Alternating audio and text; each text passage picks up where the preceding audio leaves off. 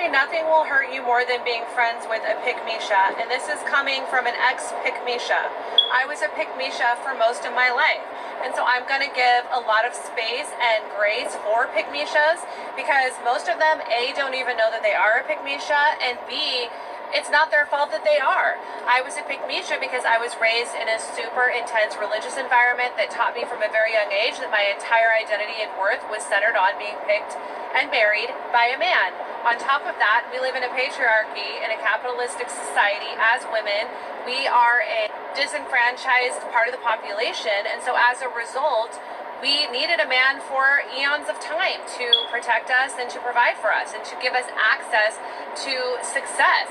We don't need that as much anymore, but it's still an unequal society. And so these are massive forces at work against women, and there is a reason women are Pickmeishas. And I will say being a Pickmeisha over a long period of time puts you at a disadvantage because you're literally giving all of your talents and all of your stability and your financial safety in the hands of a man. So when that man does you dirty, you are now even more disenfranchised, and so you have to be even more of a Pickmeisha to survive. So a lot of these Pickmeishas are in survival. However, I will say at some point a Pickmeisha has to step out of that cycle of weakness, of relying on a man, oftentimes a toxic or dysfunctional man, to provide and fend for themselves, because it's just going to get worse and worse as they get older, because as a woman gets older, her worth deteriorates in society. Again, look at all the aforementioned reasons why that is the case. It is not her fault. It's the society that we live in. A woman's currency is her age and her looks. And as she ages, she loses that power and that access to power and to independence. So she needs to break out of that cycle of comfort, of habitual codependency on a man at some point, because her looks are not going to be around forever. My original argument was that being friends with a Pickmeisha will do nothing but hurt you. And I now stand behind this after giving my grace to them and saying I was an ex-Pickmeisha, because this is what it's like being friends with a Pickmeisha. Their man in their life is the sun, moon, and stars. They quite literally orbit around that man. What he wants to do, they do. They don't have time for you unless that man is busy, and oftentimes Pickmeisha will attract a man who's very controlling, and he can come across as very charming on the surface, but at the end of the day, he wants her all to himself, and he wants her complete fidelity and all of her time and attention. And he is actually threatened by the female friends in her life, and he will slowly, over time, isolate her from those female friends and make her ability to hang out with them or to have a relationship with them slowly deteriorate and slowly become less and less, until pretty soon you don't even have a friend anymore. So being friends with a Pickmeisha means that you're probably going to lose that Pickmeisha at some point, or she's going to secretly hate you because he does not want her to be influenced by that, because he wants to keep her under his control. Most Pickmeishas only attract men that are interested in power and control. They're not actually interested in love. And being a Pickmeisha, you don't understand the difference because you have been controlled by men like this your entire life. So for you, it's just par for the course. It's normal. So your friendship will deteriorate. She may not be loyal to you during the friendship, and it will eventually end because she will be forced by a man like this, who is only interested in power and control, to eventually detach from you. And if you look at a Pickmeisha, oftentimes she doesn't have her own friends. Oftentimes she picks up all of his friends. So pretty soon her best friends are all of his friends, and her family is all of his family, because he does not like her to have anything outside of sphering around him, orbiting around him. So don't think that she's going to be there for you. When you have hard times and hard moments, she can't be there for you because all of her time and attention and passion is centered around him. She is giving it all to him. Not to mention, she's dealing with often his abuse. These men are psychologically abusive, they're emotionally abusive, they're chipping away at her self-esteem. So she does not even have the bandwidth or the sense of self to show up for you and love you the way that you need her to as a girlfriend, because she can't even do that for herself. So don't take it personal when she can't show up for you in your dark moments, and you are literally emotionally abandoned by your best friend.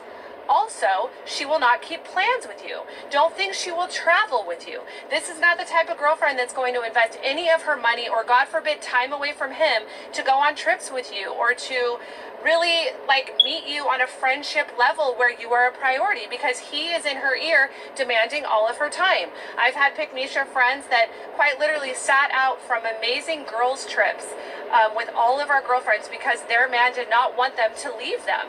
They were intimidated by the idea of their woman leaving them and going and having a fun, rowdy time with their girlfriends. And so they would quite literally stay home from said trip while all the other girlfriends were going because they want to please the man. They are orbiting around the man. So don't think that this friend is going to spend time with you. She's not going to spend time with you, and she's definitely not going to spend money on you or on things that you think would be fun to enjoy with her. On that same vein, she will not commit to you to hang out with you. She will never give you much of a commitment in any regard because she's constantly having to wait for the man to give her permission to make solid plans, to commit to something. She's always waiting for him, like a father figure, to give her permission to be away from him. And so don't think that she's going to make concrete plans to meet you for lunch. Don't think that she's going to make concrete plans 3 weeks in advance. She is riding on the seat of her coattails because she is waiting for him to give her permission to hang out with you.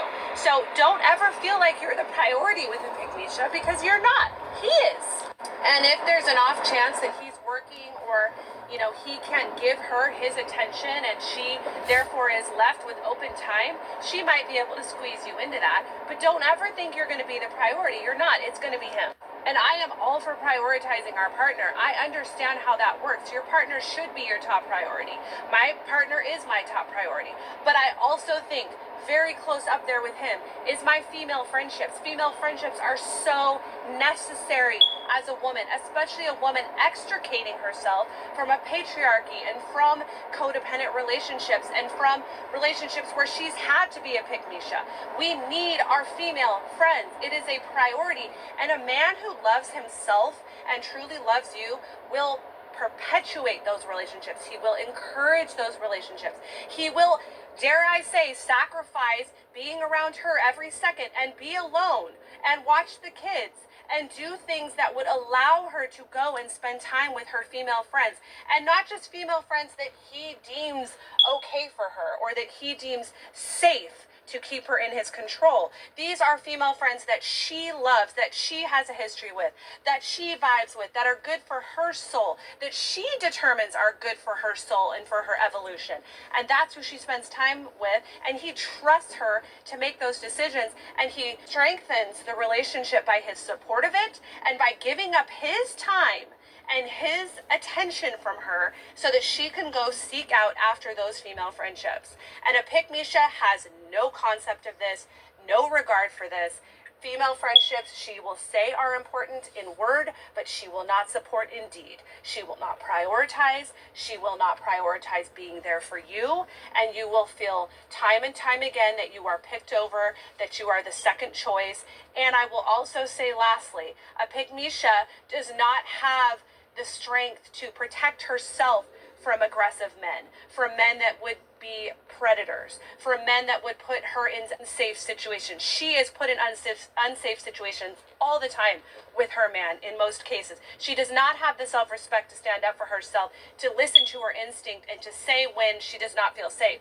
So do not doubt that she will put you, her friend, in those unsafe situations as well. Her man wants to tear you down emotionally or psychologically, put you in your place. Do not think a Pickmeisha is going to stand up for you to her man. She would never do that. Her man and his word is the ultimate truth and gospel, even if it's at your peril, your mental health, and your very safety.